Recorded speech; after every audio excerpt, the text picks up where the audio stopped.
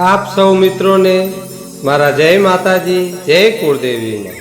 मित्रों, આપણે કુળદેવી માતાજીને રોજ દીવો કરતા હોઈએ છીએ, પરંતુ શું તમને ખબર છે કે જે કુળદેવી માતાને આપણે દીવો કરીએ છીએ તે દીવાની વાત સંપૂર્ણ બળી જવી કે બચી જવી કુળદેવી માતાજી આપે છે આ શુભ સંકેત।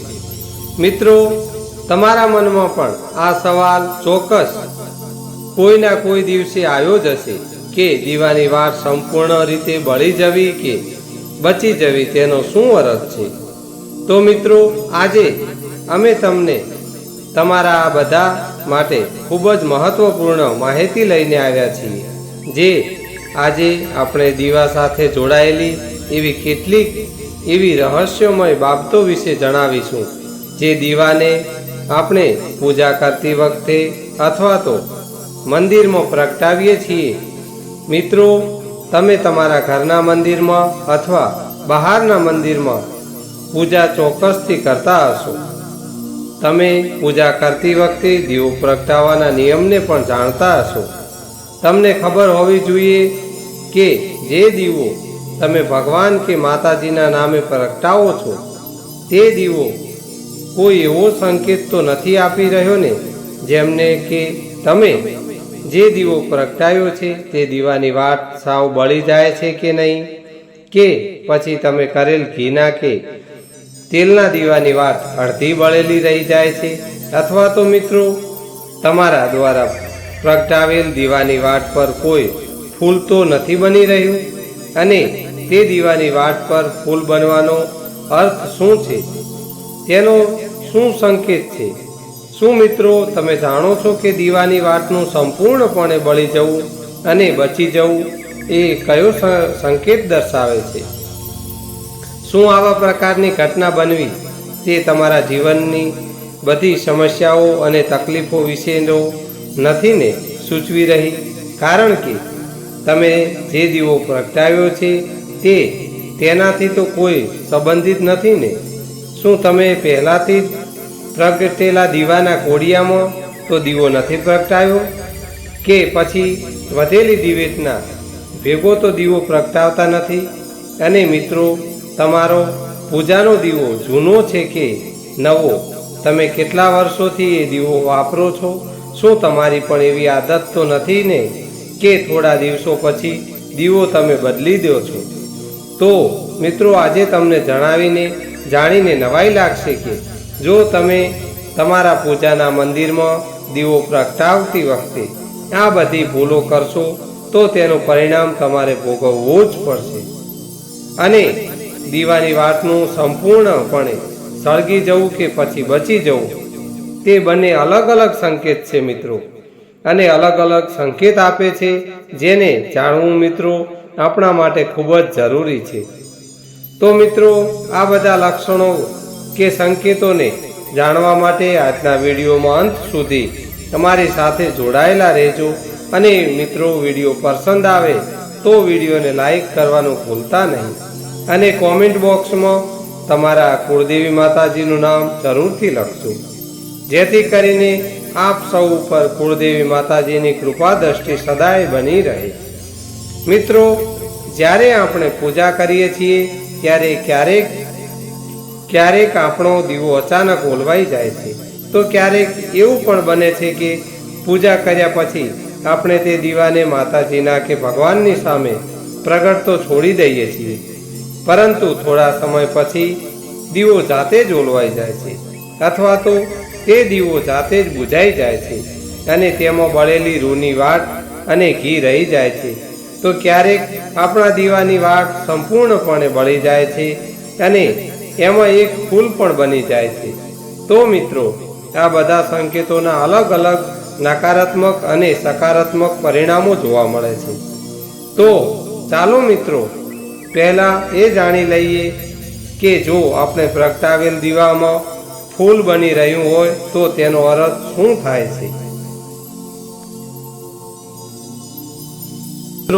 જો આપણા દીવાની વાટમાં ફૂલ બને છે તો તેનો સીધો અર્થ એ છે કે માતાજીએ અને ભગવાને આપણી પ્રાર્થના સ્વીકારી છે અને તે આપણી પૂજાથી પ્રસન્ન છે અને તે વાતમાં બનેલા આ ફૂલ દ્વારા એ વાતનો સંકેત આપણને આપે છે.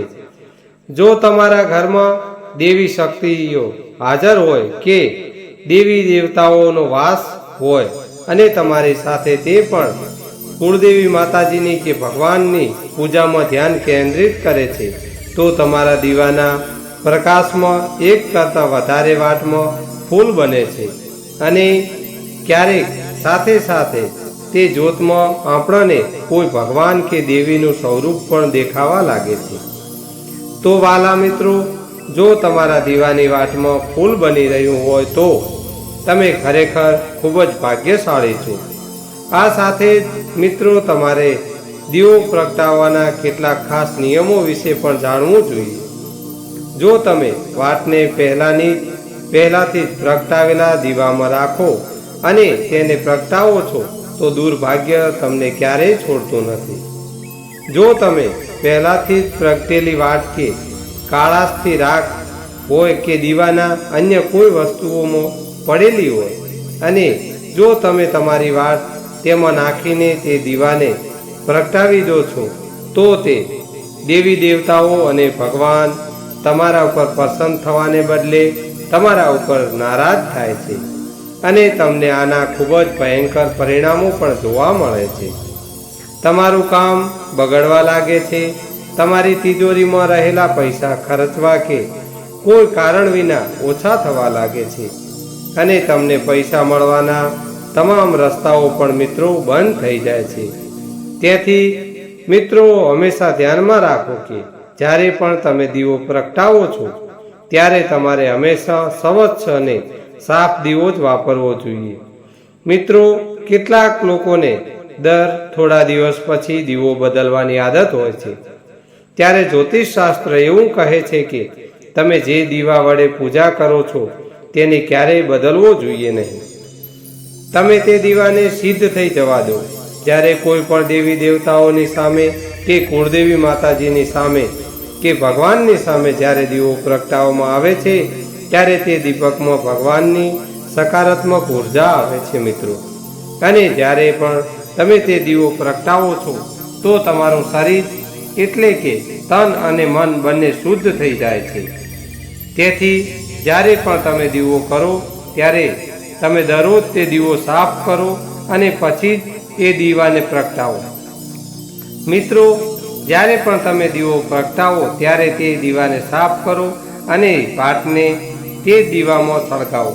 અને આવું તમે જેટલી વાર દીવો કરો તેટલી વાર એટલે કે વારંવાર સાફ કરીને જ તે દીવાને પ્રગટાવો અને તે જૂના દીવામાં જ વાટને રાખીને પ્રગટાવો. પરંતુ મિત્રો, જો તમે ભૂલથી પણ તે દીવો બદલો છો તો પણ તમારી પ્રગતિમાં અવરોધ અને મુશ્કેલીઓ તકલીફો આવી શકે છે.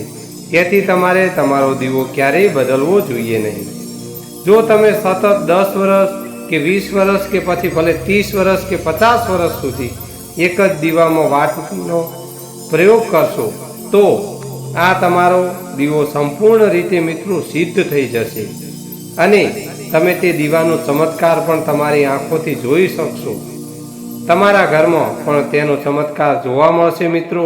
જો તમારા ઘરમાં કોઈ એવો દર્દી છે જે બીમાર છે અથવા જેને તાવ બહુ આવે છે અને તાવ ઉતરતો નથી, તો મિત્રો તમારે આ દીવાને થોડા સમય માટે એક વાસણમાં પાણી ભરીને રાખો અને હવે આ વાસણને અંદર પાણી નાખેલું છે તે પાણી પેલા બીમાર વ્યક્તિને કે દર્દીને આપી દો. મિત્રો, તમે જોશો કે તેનો તાવ 10 થી 15 મિનિટમાં જ ઉતરી જશે. આ સિવાય મિત્રો, જો તમારા ઘરમાં કોઈને નજર લાગી હોય કે પછી તમારો વ્યવસાય સારો નથી ચાલી રહ્યો તો તમે તાંબાના વાસણમાં પાણી ભરીને આ દીવો પ્રગટાવી દો અને પછી બીજા દિવસે સવારે તમારા ઘર અને તમારી દુકાનમાં આ પાણીનો છંટકાર કરો. આમ કરવાથી તમે તેનું સ્પષ્ટ પરિણામ કે ચમત્કાર જોશો. કારણ કે જ્યારે આપણે એક વસ્તુનો પૂજામાં સતત ઉપયોગ કરીએ છીએ ત્યારે તે વસ્તુ સિદ્ધ અને એકદમ પવિત્ર બની જાય છે. મિત્રો, જો તમે તમારી પૂજામાં તેનો ઉપયોગ કરો છો તો તે વસ્તુમાં આપણે જે કોઈ ઈષ્ટદેવી દેવતાઓને માનીએ છીએ કે કુળદેવી માતાજીને માનીએ છીએ કે શ્રી ભગવાનને માનતા હોઈએ મિત્રો, તે દેવી દેવતાઓની દિવ્ય શક્તિ તેમાં સમાઈ જાય છે એવું માનવામાં આવે છે. એટલા જ માટે મિત્રો, ક્યારેય પણ તમારા મંદિરમાં દીવાને બદલવાની ભૂલ ના કરશો. જો તમારા મંદિરનો દીવો ખરાબ થઈ ગયો હોય કે ખંડિત થઈ ગયો હોય અથવા તૂટી જાય તો જ તમે તે દીવાને બદલી શકો છો. પરંતુ તેમ છતાં મિત્રો, તમે તે દીવો ફેંકશો નહીં અને તેને સુરક્ષિત રીતે તમારા ઘરમાં રાખો, કારણ કે તેમાં તે દેવી દેવતાઓની અને ભગવાનની દિવ્ય શક્તિઓ સકારાત્મક ઉર્જાનો સ્ત્રોત રહેલો છે, જે એક અમૂલ્ય ભંડાર છે મિત્રો. હવે મિત્રો, આપણે એ પણ જાણી લઈએ કે જો તમારા દીવાની વાત પૂરી રીતે બળી નથી અને તે વાત અડધી દીવામાં જ પડી રહે છે તો તેનું શું પરિણામ આવે છે? તો મિત્રો, સૌથી પહેલાં જુઓ કે તમે કોઈ વૃક્ષ કે છોડની પૂજા કરો છો અને તે પૂજામાં પ્રગટાવવામાં આવેલો દીવો પૂરેપૂરો બળતો નથી અથવા તો તે દીવાની વાત અડધી તેમ જ પડી રહે છે તો તેના કારણે તમારા ઘરમાં ભયંકર બીમારી અને રોગો ઘર કરી જશે અને આ રોગ તમને ક્યારેય છોડશે પણ નહીં. તેથી જ્યારે પણ તમે કોઈ ઝાડ નીચે કે કુળદેવી માતાજીના મંદિરમાં દીપકને પ્રગટાવો છો અથવા જો તમે કોઈ છોડ અથવા મંદિરની બહાર કોઈ જગ્યાએ પૂજા કરો છો તો ધ્યાન રાખો કે તે દીવાની વાત સંપૂર્ણપણે બળી જવી જોઈએ અને તે દીવાના વાસણમાં કોઈ પણ વસ્તુ બાકી રહેવી જોઈએ, કારણ કે જો ત્યાં દીવો અને તેની વાત સંપૂર્ણ રીતે સળગી ગઈ હોય તો તેની સારી અસર તમારા સ્વાસ્થ્ય પર પડે છે. તેમજ તમારા ઘરના મંદિરમાં જો વાત સંપૂર્ણ રીતે પ્રજ્વલતી નથી, જો પૂજા દરમિયાન દીવો વારંવાર ઓલવાઈ જાય છે તો તમારા ઘરમાં ચોક્કસપણે કોઈના કોઈ નકારાત્મક ઉર્જાનો વાસ છે અને તે તમારા ઘરની પૂજામાં સંકટો કે વિઘ્નો ઉત્પન્ન કરવાનું કામ કરે છે. મિત્રો, ઘરમાં કોઈ દુષ્ટ શક્તિ હોય કે મેલી વિદ્યા કોઈએ કરી હોય અથવા તો એવી કોઈ શક્તિ હોય જે નથી ઈચ્છતી કે તમારા ઘરમાં ક્યારેય પણ તમારા કુળદેવી માતાજીના કે પછી ભગવાનના આશીર્વાદ બની રહે અને તમારા ઘરમાં સકારાત્મક ઉર્જાનો વાસ બની રહે તો મિત્રો, તે નકારાત્મક ઉર્જા તમારી પૂજા સફળ થવા દેતી નથી. કેમ કે મિત્રો, એક જ વાતાવરણમાં સમાન પ્રકારની ઉર્જામાં કાં તો સકારાત્મક ઉર્જા રહી શકે છે અથવા તો નકારાત્મક ઉર્જા જ રહી શકે છે અને દુષ્ટ શક્તિઓ ક્યારેય મિત્રો એવું નથી ઈચ્છતી કે દેવી શક્તિઓ હોય કે પછી કુળદેવી માતાજીનો વાસ હોય એ તમારા ઘરમાં નિવાસ કરે, કારણ કે જો કુળદેવી માતાજી કે ભગવાન તમારા ઘરમાં વાસ કરશે તો તે નકારાત્મક અને ખરાબ શક્તિઓને તે ઘર છોડવું પડે છે. તેથી જ મિત્રો, આ અશુભ અને નકારાત્મક શક્તિઓ આપની પૂજામાં અવરોધો તેમજ સંકટો ઊભા કરે છે અને તેના પ્રભાવથી આપણો દીવો વારંવાર ઓલવાઈ જાય છે અથવા આપણો દીવો સંપૂર્ણપણે બળતો નથી.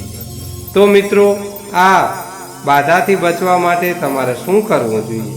આ માટે મિત્રો, તમારે સાચા હૃદયથી સાચા મનથી તમે જે પણ કોઈ કુળદેવી કે ઈષ્ટદેવ દેવતાઓને માનો છો કે ભગવાનને માનો છો તેઓનું તમારે સ્મરણ કરવું પડશે અને જ્યારે પણ તમે દીવો કરો છો ત્યારે સૌપ્રથમ કુળદેવી માને પ્રાર્થના કરો કે તમારી આસપાસ જે પણ નકારાત્મક ઉર્જા છે તે તમારાથી દૂર રહે અને કુળદેવી માતાજીની કૃપા તમારા ઉપર બની રહે.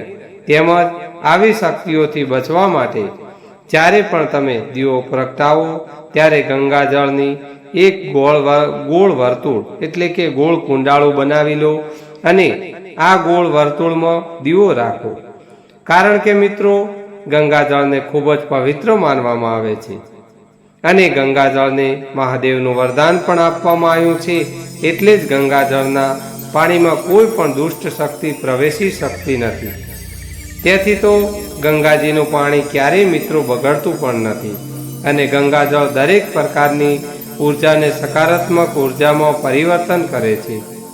અને જો તમે ગંગાજળથી બનેલા ગોળ વર્તુળમાં દીવો રાખો છો તો તે તમારી પૂજામાં કોઈ પણ પ્રકારની મેલી વિદ્યા કે પછી ખરાબ શક્તિની અડચણ નહીં આવવા દે અને કોઈ નકારાત્મક શક્તિ તમારા દીવાને ઓલવી શકશે નહીં અને તમે નિસંકોચ તમારી પૂજા કરી શકશો.